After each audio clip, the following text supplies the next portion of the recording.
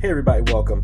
And today we're going to do an unboxing video of the MSI RADEON 5700 XT.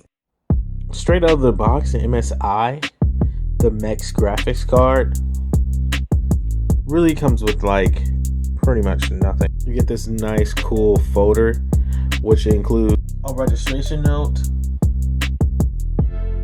an instruction manual, and some pretty cool NEX decal stickers. Inside the box, we have our graphics card.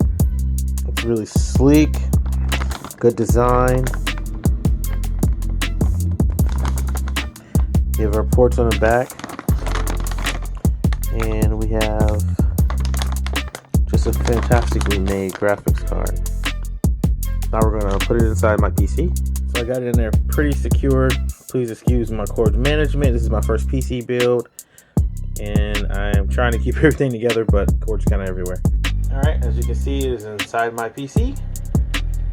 My PC is running, and that is it.